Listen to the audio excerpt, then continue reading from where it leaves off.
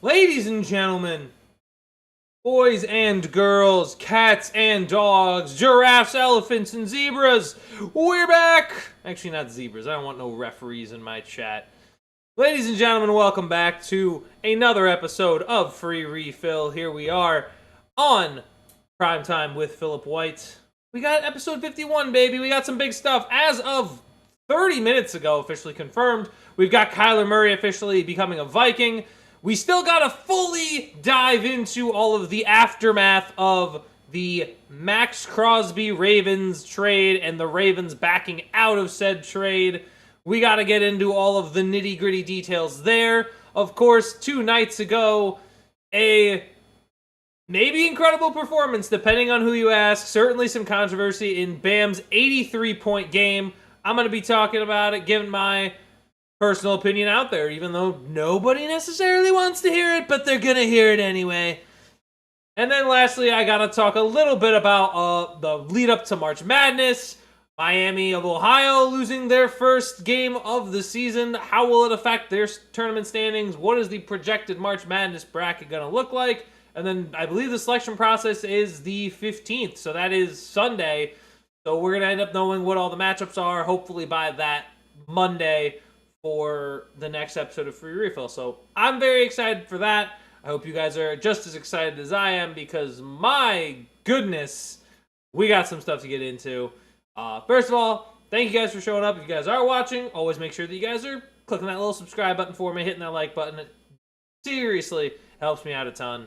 And it keeps me going, man. You know how much a little like button does for my ego? Oh my god, I'm good for like a month, baby. I'm good for a month. Trust me, I just keep feeding myself anyway, so I infinitely survive. For starters, the final, well, I want to call it the final, but it kind of feels like the final quarterback domino of 2026 NFL free agency has officially landed.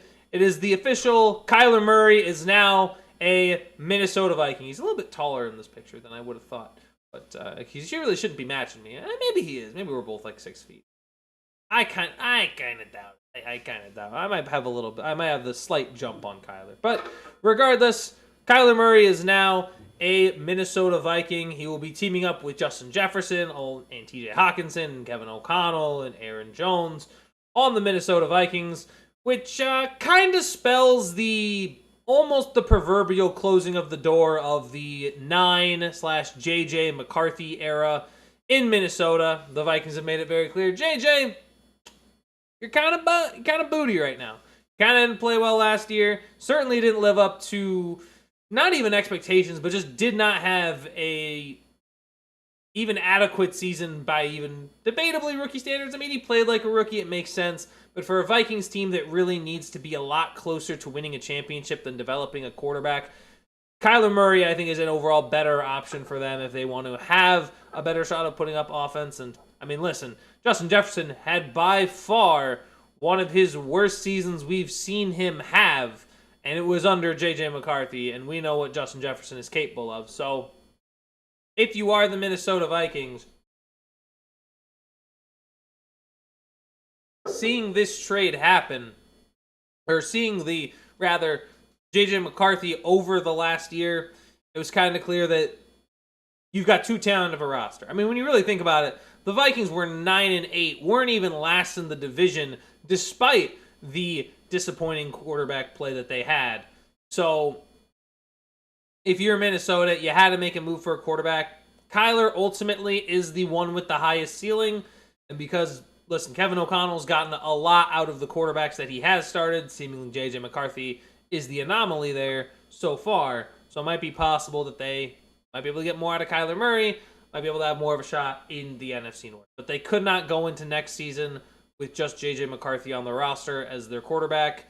Simply because, listen, if they did, they would be admitting to themselves that, nope, we can still do this, or rather not even admitting, just living in a state of delusion where, we can definitely make it far, win a real playoff game with J.J. McCarthy, which we don't. Clearly right now, you can't. JJ's not there. Either JJ's not fully developed, or the Vikings want to try to look to develop him further. That's a possibility. Or really, they're just kind of admitting, listen, we don't have the time to sit around and hope JJ McCarthy gets better. So they made a move. They went out and got Kyler at, I didn't see the full contract amount. I know it's a 1-year deal. I don't know if it's a vet minimum off the top of my head because I didn't see that fully. But I mean, listen, it couldn't be for that much. The one thing I found very unique about this contract that I haven't really, maybe it may be in other contracts, but it's not nearly as highlighted as much, is that in this deal for Kyler Murray, it's a 1-year contract. He will be a free agent in 2027. But the one key aspect, at least of notice for me, is, there's a no tag clause. So Kyler Murray at this point now is not only on a 1-year deal, but he's also on a 1-year deal where it's like, well, okay, hold on. Kyler doesn't, like, the Vikings can't franchise tag him if he has a good year. That's essentially the point. There's no way for them to tag him if he has just one good season. Yeah, it's going to be 1.3 million of the 36.8 Murray had already been guaranteed via his contract with the Cardinals. So yeah, they're paying him next to nothing. Kyler sort of is essentially playing a prove-it deal. But also, he's playing a prove-it deal in the sense where if he does prove it, he needs to get more than just the tag. So that's going to be interesting to see. I always find it fascinating when quarterbacks try to bet on themselves. It's usually, from what I've at least seen over the last decade, has generally been a 50-50 split. Some work and some don't, and it's for varying reasons of why they work and why they don't. But I think for Kyler Murray, this is a great opportunity to try to reset himself. I mean, you're going to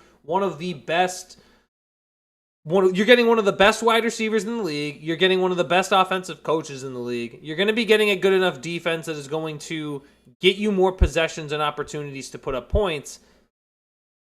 I think it's a huge opportunity for Kyler overall. And I think at the end of the day, this is something that I would be excited for personally, right? I'd be excited for this if I'm Kyler Murray. I'm going out there and saying, listen, this is a real opportunity for me to reset my career and to potentially get another big contract. And I mean, I'm surprised he was able to sneak in the no tag clause as it was. But it makes sense from all parties. Minnesota needed an upgrade from McCarthy. Kyler Murray was going to get out of Arizona anyway. Now, the real question is, I guess if you're the Vikings, you finished third last year. The question is, are the Vikings any better than, say, Green Bay, Chicago, Detroit? My personal opinion, no. I mean, Kyler right now is still as good as he is, as high of a ceiling he is. Let's put that. As high of a ceiling Kyler has, I still think the floor of someone like Jared Goff is much higher. I think the ceiling of Caleb Williams and Jordan Love's are also much higher. I think their floors could arguably be slightly lower, at least in Caleb's case. But still, it's tough to say this as a Vikings kind of enthusiast, not really like a fan, but I think they're interesting overall. If you have the Minnesota Vikings right now and you still look at them, they have a good roster, but not much has changed in terms of the positioning of where the quarterbacks rank. No one, I think people would maybe take Kyler over someone like Jared Goff simply for the upside. But if you're being completely honest, the Vikings still have the fourth best quarterback in the division. Are they better? Could they get to 11 wins with Kyler as opposed to just settling for 9 with JJ McCarthy? Yeah, and 11 wins should be enough to get you into the playoffs in some capacity. But at the end of the day, it comes down to, is Kyler Murray going to A, be healthy, and be better than he was in Arizona? Is he going to be able to reset himself, look like the guy we saw really in 2021, which was probably his career year? That was 5 years ago. So now Kyler Murray has to make a decision. Is it going to be any different? Is it going to be any different? I would hope so. I really would. I would hope that some sort of difference is made. But if it's not, then you run into the problems that you've had before. So I hope he's able to turn it around. I really do, because I just don't like bad quarterback play. I mean, I've been pretty adamant on that point. Having bad quarterback play is just such an exhausting feat. It's like having to deal with a third, even 4 teams in the league having bad quarterbacks. Just like you can't, they become unwatchable at a certain point. Because you just, like, look at the Jets. The Jets were unwatchable for the entire month of December. And probably for, like, large chunks of November, too. Like, it's just, the league's better with good quarterback play. It just is. So hopefully Kyler can turn it around with the Minnesota Vikings. And, again, best opportunity to do it. I don't think he was going to ever do it with the Jets. There was a very unlikely chance he was ever going to do it in, like, a place like Cleveland.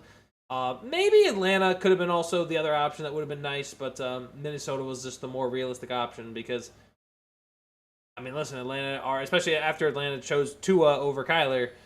Yeah, so Kyler's going to be a Viking. Should be interesting to see what pans out there with him, with Kevin O'Connell. And maybe, who knows, maybe Justin Jefferson will be reasonably draftable this year because obviously I think honestly what could be interesting is Justin Jefferson could be a steal later in the draft, in fantasy draft specifically, because, obviously teams who took him this year got burned by J.J. McCarthy not being good, just not throwing him the ball well. Now you have Kyler. Justin Jefferson, if he's falling into second rounds, and obviously it's very early to be talking fantasy football, but if he does fall to second rounds, could be a low-key steal. We'd have to see, though. It would be interesting. All right. Moving past Kyler Murray, he's going to be a Viking. It should be... I hope it works out. I hope for Vikings fans' sake it works out, because having to stomach a whole season of J.J. McCarthy must have been painful. The second big topic I got to get into, and of course we're already 2 days past it, and I did acknowledge it on Tuesday when we did talk about it, was specifically the Ravens backing out of the Max Crosby deal. Obviously, we now know that the Ravens originally traded for Max Crosby as of Friday, and then we waited a whole weekend, and then it came to Tuesday that the Ravens have decided to back out of the deal, that after Crosby had failed a physical, the Baltimore Ravens lacked significant interest in wanting to keep him. They said, whoa, we don't want to make this trade, we're going to back out. First of all, I don't like it just because if you ever did that, like, there were so many memes. If you ever did this in fantasy football, oh my gosh, I think you're kicked from the league, personally, if you make that decision. If you're trying to back out of a trade, nah, I think you're usually done in that regard. But the one thing that comes across as bizarre to me, and not even bizarre, but of course there's conspiracy theorists, right? Oh, did the Ravens do this because they knew they had Trey Hendrickson waiting in the wings? Did they do this because they wanted to try to get Tyler Linderbaum and wanted to mess with the Raiders' contract situations? I think both are kind of... They're interesting, like, thoughts, but after about 5-10 minutes of thought about it, it really doesn't make a lot of sense. Starting with the Trey Hendrickson one, I don't think Trey is a better player than Max. Like, yeah, you get Trey Hendrickson maybe, at a cheaper cost, but I mean, still, 4 years, $112 million for an older pass rusher that was less productive last year, right? Doesn't scream that that's like a great get for Baltimore anyway. And there were reports coming out that Baltimore wanted to try to pair them together, that they would have liked to get both Max Crosby and Trey Hendrickson, which could have actually been genuinely scary. But I mean, it's pretty much a consensus that Max Crosby is a better player than Trey Hendrickson at his position. Max Crosby pressures significantly more. He plays much better in the run game than Trey does. Yeah, Trey might be able to get has gotten more sacks individually, but in terms of affecting games, Max Crosby's more of a threat there, and where Max Crosby goes is going to be an interesting thing to look at as well. But I just don't see that scenario that, they knew they were going to get Trey Hendrickson, so they backed out of the Crosby trade. I got to be honest, I think Baltimore would have wanted to do that. You could argue, if someone overpaid, underpaid, but I think 2 first-rounders for someone like as generationally good as Max is, who's, I mean, pretty much a top 5 pass rusher to almost anybody who's watched sports at this point, then it doesn't make sense to have the conspiracy that, they knew they were going to have Trey, because Trey's not a better player. Trey's only an equivalent pass rusher and a significantly worse run defender. So I think the logic that they didn't want Max because they knew they had Trey doesn't make sense. And I think the logic that they wanted to screw with the Raiders' contracts makes even less sense. Because even if, let's say, you screwed around and all of a sudden the Raiders can't sign like Tyler Linderbaum to your roster, that doesn't stop another team from just straight up outbidding you and getting that center on their team anyway. Like, what if Buffalo just said, all right, well, we'll take Linderbaum, or someone else wants to go out and give Linderbaum a big contract. Say, like, the New York Jets pay him enough money, right? At a certain point, like, someone was going to... It just means that Linderbaum may have reset the market slightly more. So I don't think that was the Ravens' plan, even if it was. Like, there's no guarantee that it even works, so it's silly to kind of suggest that. To suggest that, oh, you know, they were messing with the Raiders' contracts. They wanted, like, Eric Stokes or whatever. Like, no, that's not what their plan was. So, to me, it just comes down to, you know what? The physical came up, Max didn't pass it, and Baltimore wanted to play their cards right and said, listen, we have our right to back out of the deal. We're going to back out of the deal. And maybe Eric DeCosta, maybe he is heartbroken. You know, maybe he is heartbroken that this deal didn't go through, that it didn't work out. But I'm not here to determine that. I just think the conspiracy of the whole Max Crosby deal, it's fun to think about in theory, but ultimately it's just unlikely what happened.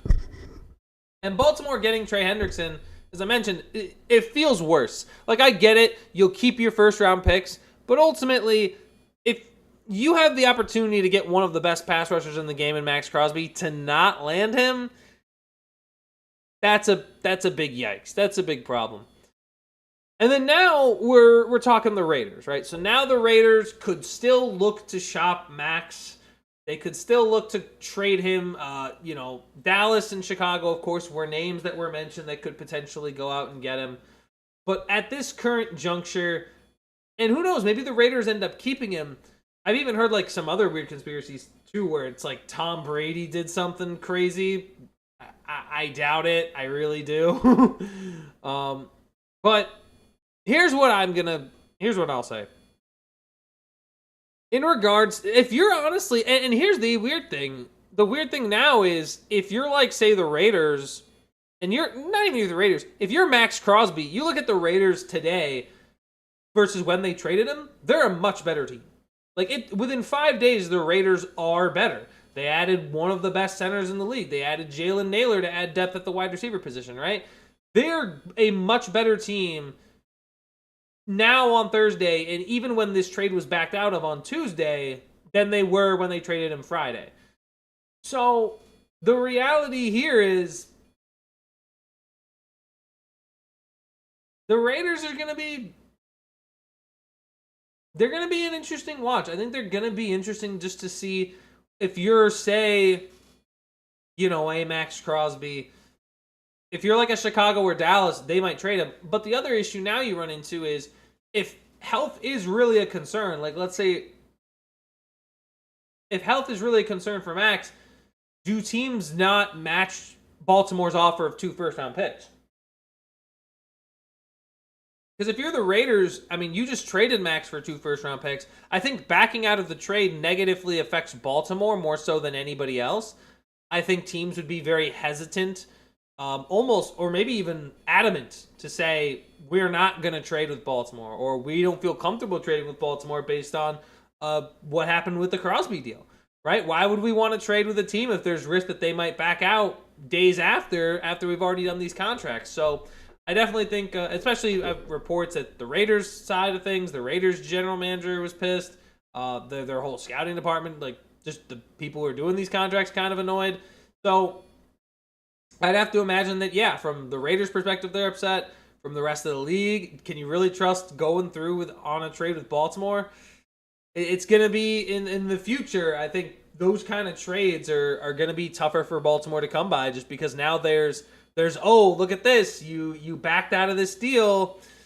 Especially, it would have been one thing if they backed out within like 24 hours. It's a completely another thing to back out in the middle of free agency when all this was happening. So I definitely think it reflects poorly on the Ravens. And listen, I think they'll have trouble finding teams that want to actively trade, or they may have having to oversell or overpay rather, just to try to get teams to trade with them again. Because I would, if I am any team that is anybody, I would be very concerned about making a deal with the Baltimore Ravens right now.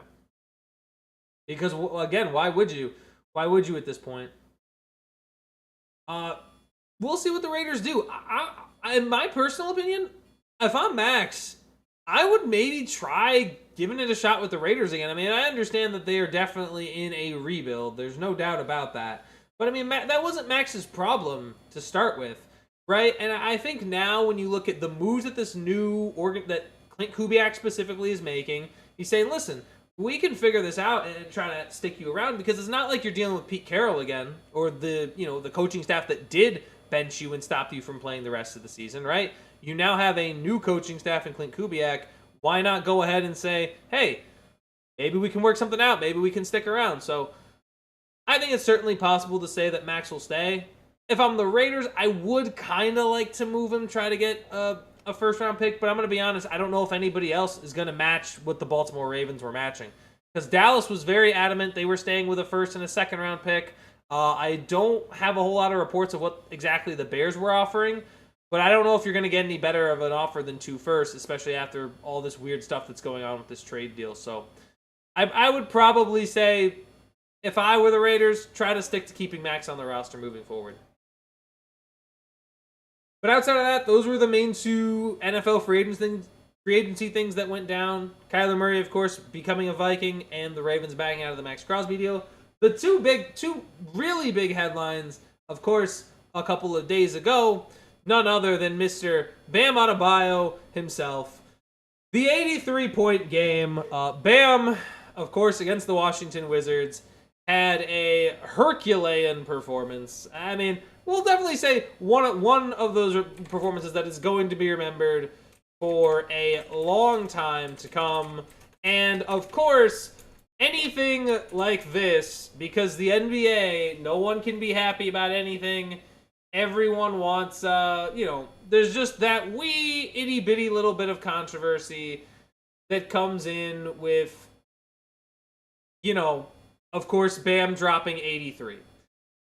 And of course, everyone's asking the question, everyone's debating, is it ethical? You've got so many people saying, oh, stop complaining, it's 83 points. You got other people talking, saying 43 free throws is ridiculous. There's definitely some truth on both sides, as there usually is. I will give my take. Not that anybody really needs to know, but I got my take on it. Was this ethical? By definition, and in my opinion, no, it was not. But there's only one reason as to why I deem it unethical. The main reason that I've seen a lot of people float around about why it's unethical is the strict fact that Bam needed 43 free throws. Okay? First off, if you watched the Wizards, number one, their defense was atrocious. And number two, they had to constantly play hack-a-Bam after he got 31. So if you're a team, right, and Bam already, keep in mind, Bam had 31 going into the second quarter. He had 31 points in the first quarter of the game. The Washington Wizards did not play good defense. They just didn't. They didn't play very good defense. Alex Sarr had no idea what he was doing on a majority of these plays. And ultimately, when you're a physical player like Bam, and they were hacking as much as they were, the Wizards, yeah, 43 free throws, it was a lot. It certainly is a lot. But to act there and sit like, well, number one, free throws are still very much a part of the game. And number two, Washington did not remotely play good defense for the majority of the game. So I'm not really going to account for the free throws. I think at the end of the day, free throws are a part of the game. You want to get mad at those? Get mad at Washington for not being able to play adequate enough defense where they weren't able to foul. I went back and watched the entirety of those highlights. There were at absolute maximum about 4 fouls that I don't think should have been called. And I think even 2 of those were debatable. So, free throw wise, say what you want, but everybody's going to complain about free throws. I mean, we complain about Shea getting 18. We're going to end up complaining a lot more about Bam getting 43, right? Now on to the second reason it was deemed unethical. Bam Adebayo stayed in the game for the Heat when the game was pretty much put away. I'm going to be honest, and I don't know if this is a hot take. I don't think it is. I really don't. I think if you've got a guy who, let's say 3/4 is at like 60 or like 65 or like even a high number, even something is say like 50, I would say, hey, do you want to keep playing? I'm the coach. If I'm the coach, let me emphasize that. If I'm the coach, I'm pulling my guy aside at the end of the third. I'm saying, hey, what do you want to do? Do you want to rest the fourth or do you want to go chase history? If I'm a coach, I'm asking my player that. Because that, to me, first of all, is a player's decision, but ultimately something that I would want to strive for. I want players going out, breaking records. I don't get why it's discouraged for guys to go out and play late in games of blowouts and try to go and get more points. Listen, if they're not going to play defense, that's on the other team. That's on the other team for not having a sense of pride. But you can't get mad at somebody who does have a sense of pride and wants to show what they can do to their absolute fullest and going out and putting up something like 80 plus points. That you can't be mad at. I don't get why people would ever be mad at someone trying to go out there and put up an absolute show, to put up as many points as they possibly can. I don't get what part of that is ethical. All those points where you have like Embiid stepping out after 3/4, putting up 60, or like Steph Curry doing this, Booker doing this, any of those other guys who've stepped out of those 3/4, if that was their choice, fine. But in my opinion, I want those guys to go in and run up the score. I want them to get in the face of the other team because that, to me, listen, there's a certain sense of pride that needs to kick in with an athlete. Like if you're an athlete, you don't want other athletes completely yamming all over you and dropping 40 on your head, right? So get a sense of pride and start, I don't know, playing some defense. And if I'm coaches, I want my guys playing. I want my guys going out and trying to make history and put up as much as points they can. So I'm not going to fault Bam nor Spoelstra for having him play late in the game. Guys should go out and want to chase history. That's not the part I think that's unethical. The part to me that makes this unethical is not the free throws. It's not playing in the fourth. It was the final 2 minutes of the game. The final 2 minutes of the game where the Heat were trying to miss free throws and then foul right away to get the ball back faster for Bam, that, to me, is the unethical part. It's the only unethical part, but it is a big part to me that I think does make it unethical. If you're going to go out and score 80 points, play the natural feel of the game. That's where I take issue. I think if you're going to hit that number, it needs to come with the natural flow of the game. If it's a blowout, it is what it is, right? If I have a running back who's in the game at 292 yards, I'm going to run the ball with him and try to get those yards. That being said, I'm not going to try to commit defensive pass interference if I'm on the defensive side of the ball to get my opponent down to the 1 so they can score and then try to get the ball back. I'm not going to go out of my way to do that in an NFL game. And it felt like that was the equivalent of what was happening in this game. To be breaking free throws and immediately fouling just to get the ball back to break their record, that to me is the raw unethical part. I don't have an issue with the free throws themselves. I don't have an issue with him playing late in the game of a blowout. I have an issue with the way they went about trying to get him the ball late in the game. That, to me, felt ultimately about the unethical part. And I mean, for the most part, if they hadn't done that and he had just had 75 or whatever, came up short, then sure. Then there's a different story there. But I don't think that's how you should be chasing whether it's a 50, 60, 70, 80, 90, 100, 110 point game. I don't think that's how you should be going about getting it. I have no issue with guys playing late into the game, but going about it trying to circumnavigate the general rules of basketball just to try to get more possessions, whack. That part was whack. Because you wouldn't be doing that in a close game, right? The way I say it is, don't do something you wouldn't do in a close game. You know what I mean? So, I don't know. I think that from there, though, I think that's the part that makes it unethical. I think any other argument to making it unethical is kind of lame. I'm going to be honest. I think free throw attempts, with the way the Wizards are playing defense, the majority of them were warranted. And when you look at playing late into a blowout, I wish players did that more. I wish players tried to chase more history, and unfortunately they just don't do it as much. It's a darn shame. I think we should be wanting, like, I would want to see how high can you go? How much can you absolutely dog walk another team?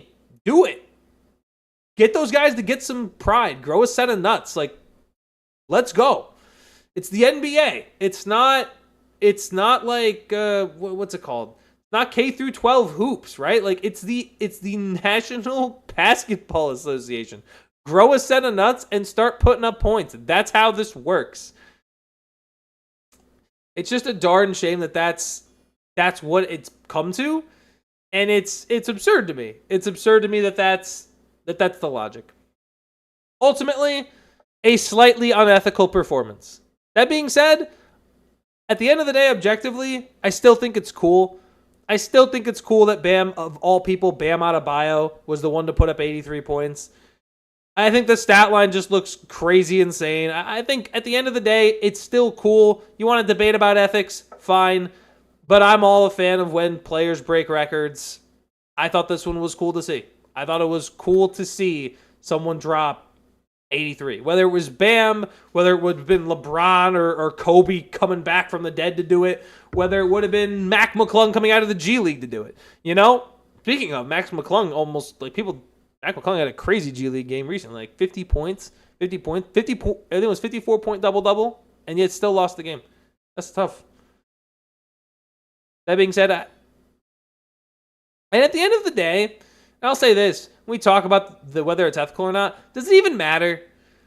Like, people want to have this argument of does it truly matter if it's unethical? Because we can sit back and forth for all of eternity, like, debating things that are what players are ethical, or debating who's the biggest flopper, or debating this, or debating that about, like finding a way. You can easily find a way to discredit any single individual player's accomplishments.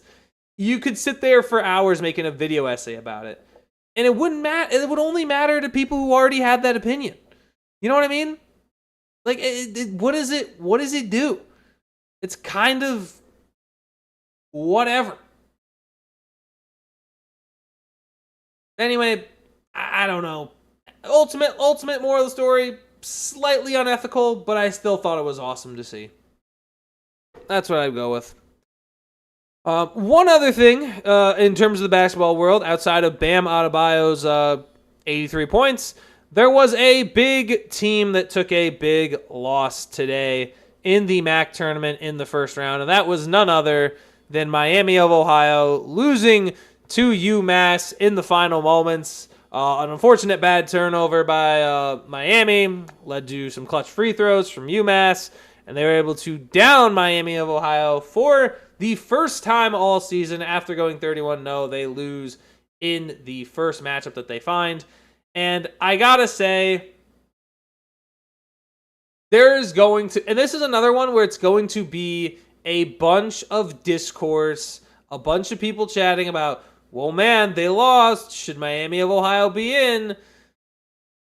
Yeah, can we, not with the whole, should Miami of Ohio be in? Miami of Ohio should still be in the tournament, and it bugs me that there will be some schnobs from Auburn saying, well, I don't know, maybe they shouldn't be in. They were 31-0. They're going to get a tournament bid. I think the loss will definitely impact their seed. It'll definitely impact their seeding, but overall, they should be there. It's ridiculous to suggest that. They were 31-0. There's only, 4-5 other college basketball teams that have been undefeated through the regular season, and we're going to sit here and act like, yeah, no, they shouldn't have a tournament bid. Like, the logic of people who are saying, well, their schedule wasn't good enough, and maybe, all this means, Miami's loss basically only means that just some other bubble team is done, because they're locks. At this point, it should feel like they are locks at this point, despite the crummy schedule that they had. Miami of Ohio should be in. They just should be. You went 31-0. If you think they had a weak schedule, let them go prove it in the tournament. If you think they had a weak schedule, you should want them in the tournament so they lose round one, and then you can go, see? They shouldn't have been there. But if you're gonna sit here and say they shouldn't be there at all, who does that benefit? Everybody should want this team in the tournament, whether you think they deserve to be or whether you think they don't. That's the whole point. That is the whole point of the March Madness bracket. You're like, oh, well, they shouldn't be there. Well, like, all right, we'll find out. We'll find out if they don't deserve to be there because they'll play a team and get throttled, right? That would be the logic. I think they deserve to be there, though. The way that they played the majority of regular season, 100%, I think they should deserve to be there purely based off the 31-0 alone. And yet we got, what's his name? What's the Auburn guy? What's the Auburn Nepo coach that I can't think of right now? Like the Appa, whatever. It's irrelevant. His name doesn't matter. The point is that it's a ridiculous take. It's just a nepotism, goofy, I don't listen, man. I got connections to Auburn, therefore I think other universities are trash and Auburn should be in. Brother, your basketball team should just be better then. I don't know what to tell you. You're going to sit here and tell me a team that only lost one game all year shouldn't be in the tournament? Go eat shirts, man. Go eat a fart. Go eat my dog's poop that he pooped up earlier today. Like, just go. It's still there. I had to clean it up when I got home. It's still there in the trash for you. Go ahead and gobble, gobble. Yum, yum, yum, yum, yum. You love dog water. You love dog shit takes so much. Then just go ahead. It's right there. There's one sitting there. It just bothers me that this idea that there's so many media pundits that are out there in the sports world that don't know what they're talking about. This team should be in. End of story. And yet they're gonna try to say, well, I don't know. Shut up. Like I feel like what? Next thing I know, what? Stephen A is gonna say something garbage or like Skip Bayless. I still can't believe how many of these like media people are out there giving these takes and they're making bank. They make bank off of giving us garbage. Yeah, sure, I produce garbage sometimes, but I don't make a penny. I don't make a penny off of producing some of the garbage that I produce. But yet, they make millions of dollars spewing trash. I don't know. This is one of those things that bothers me, though. Like, there's so much press and negative publicity about Miami for no reason. For no reason other than the fact that you got a bunch of bums in television right now. Doesn't make any sense. Regardless, it is what it is. Wow, that was quick. I guess I've had a long day. You know what? Honestly, the reason why I wanted this to be short is that coming home to literal dog crap did not help my day.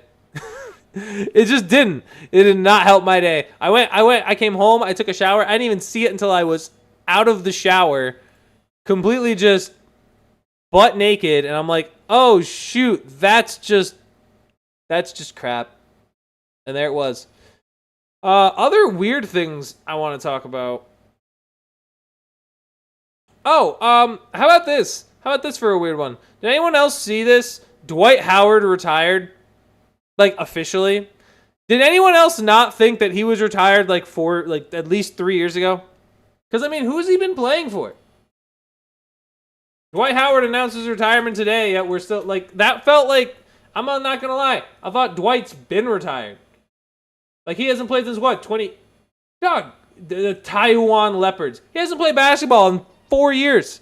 He's like, oh, guys, I'm retiring now. You've been retired. Don't be trying to say you're retiring now. You've been done. You've been done for 4 years. Why am I just now hearing, oh, yeah, guess what, guys? Dwight Howard officially announced it. Blah. Dog, you've been done. What else you been doing? Where else you been? I honestly thought it was years ago, but apparently no. It was just now today officially. Dwight Howard announced his retirement. I mean that was tonight. Ivica Zubac set to make Pacers debut. You know what bothers me too? Of course, it's against my Suns. Why in the world is it every time we go play a team? Guess what? Guess who's back? Guess who's back? It's Zubac. Oh my god! Meanwhile, we can't beat a Bulls team that. And I'm just rambling at this point. We can't even beat the Bulls when we had Colin Sexton all over our forehead. Like, all of a sudden, nobody wants to tank when they're playing us. It's ridiculous. What are the games on tonight, though? Already all through the games. Let's see. It's MLB Spring Training. Yeah, they're playing right now. Are they about to play? Are they've been playing since 7? I actually have no idea, truth be told. I'm about to find out, though. Because right now I just want to watch that. Because I swear on me none. Of course. Of course! This is, you know what? Also, I'm going to talk about this. The Dylan Brooks... This was a while ago. This was like last week. But the Dylan Brooks DUI story is just kind of hilarious. Because the way... I don't know if anyone's seen that whole video. But the way he's talking to the officers, it feels like just like he talks in the NBA, dude. It's low-key hilarious. I'm sitting here like, what is he up to? What is he up to just looking there? Like, what was it? He was asking him to like blow. Like, he was asking him, dude, come on, I can hit the breathalyzer. Like, let's go. Meanwhile, the cop's like, I kind of like, I'm pulling you over for weed. That's not going to do anything. Just, I don't know. I thought it was hilarious. But I have a feeling that we're going to lose this game tonight. Mostly because Zubac is back, and also because anytime I expect anything out of the Phoenix Suns, they usually let me down. We're playing, what, 50-loss Indiana? Yeah, we're going to lose, guys. Here we go. Zubac's back, and we're playing a 50-loss team. It's over. We're done. Although I do like the way... Oh, my gosh, Aguinaro! Why are we passing that? Anyway, I think that's all. I think I'm going to wrap things up a little early tonight. It's only 40 minutes in, but I am trying to relax. And it was a long day. I am tired. There wasn't a whole lot either. Most of the stuff, half the things even happened Tuesday, so it was really tough to cover them this late. Which is unfortunate. But you know what? It is what it is. I wanted to chat about it a little bit, get some stuff out there. So that's all I have today for free refill episode 51. Shorter episode, but I'm willing to bet there will be more stuff to talk about come Monday, especially after the selection process goes through for March Madness. So that'll be fun. That'll be fun to discuss. Do a little bracket there, presuming that selection's complete and full. And I can do a little, get into that. So I appreciate you guys for watching. If you haven't subscribed, make sure, if you're watching right now, if you haven't subscribed, make sure you have. Make sure if you're watching right now, you go ahead and click the like button. Make sure you also have that bell on so that way you guys don't miss any future live streams, uploads, any of that stuff. Anyway, I've been